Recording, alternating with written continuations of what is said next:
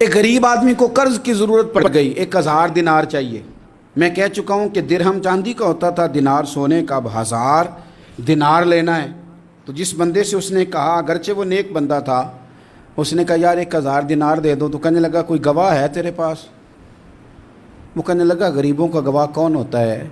हाँ एक गवाह है। कहा कौन? का मेरा रब, वो तेरे और मेरे बीच गवाह है। उसने कहा कोई कफ़ील, अगर तू पैसे ना दे सके तो वो बाद में दे दे, या तुझे कुछ हो जाए तो वो दे दे। उसने कहा कफ़ील भी मेरा अल्लाह ही है।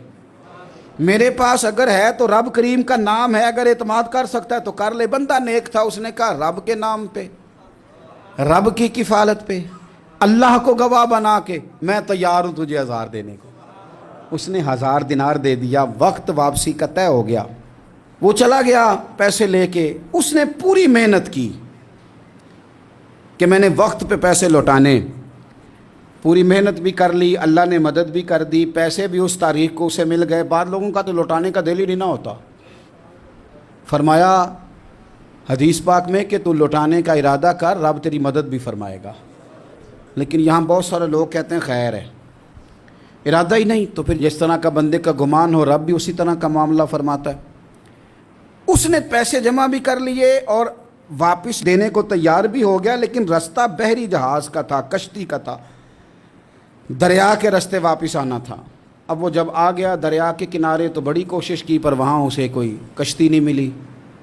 वक्त पे पैसे लौटाने हैं, सफ़र करना है, अब सवारी मुयस्सर नहीं है।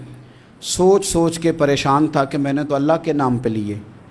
अचानक दिल में एक तजवीज़ आई। उसने एक लकड़ी ली, लकड़ी को अंदर से खोला, 1000 दिनार उसमें भरा। बुखारी पढ़ रहा हूँ, और साथ एक ख़त भी लिखा कि यार मैं पैसे पहुंचाना चाहता था पर मुझे कोई चीज़ नहीं मिली दरिया के उस पार आने, अल्लाह के नाम पर तेरी तरफ रवाना कर रहा हूँ। और ये कह के वो लकड़ी दरिया में रख दी। वो लकड़ी डूब गई है, वापस आ गया। वो जिसने पैसे लेने थे वो ऐन मुकर्ररा वक्त पर दरिया किनारे आया। सुबह से सरे शाम तक उसने इंतज़ार किया। दिल ढलने लगा तो दिल में ख्याल आ गया कि यार नहीं, उसने देने ही नहीं, झूठा वादा कर गया, पहुंचा ही नहीं वक्त पे। अब जब वापस लौटने लगा तो अचानक दरिया में एक लकड़ी तैरती हुई दिखाई दी।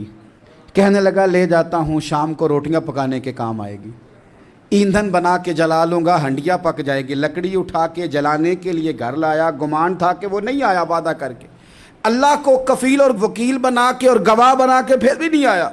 लकड़ी लेके घर गया, बुखारी है। और जब उसको चीरा ना कि मैं इसकी आग जलाऊंगा, खोला तो अंदर से 1000 दिनार भी निकल आया, ख़त भी निकल आया। अब ज़रा समझना, उसके दिल में बात किसने डाली कि तू लकड़ी में पैसे डाल दे? अल्लाह ने। उस बंदे को मुकर्ररा वक्त पे किनारे भेजा किसने? लकड़ी सिर्फ उसी के हाथ आई तो ये बंदोबस्त किया किसने? अल्लाह ने। घर जाके चीरी तो पैसे बाहिफाजत उस तक पहुँचाए किसने? तो फिर हमें भी तवज्जो अल्लाह की जानिब भी करनी चाहिए। हमारे पे दिल की तवज्जो रब की तरफ ही होनी चाहिए ना। हमें इधर उधर जाने की, देखने की, बंदों पर गौर करने की ज़रूरत क्या है? वो पैसे पहुंच गए, ये वहाँ अपनी जगह पे परेशान था। इसने 1000 दिनार और जमा किया। फिर दोबारा एक दिन दरिया किनारे आया, कश्ती मिल गई, बैठ के अपने उस भाई के पास आया। कहने लगा देखना मुझ पर बदगुमान ना होना, पैसे उस तारीख को भी जमा कर लिए थे। दरिया पे आया था पर कश्ती नहीं मिली थी।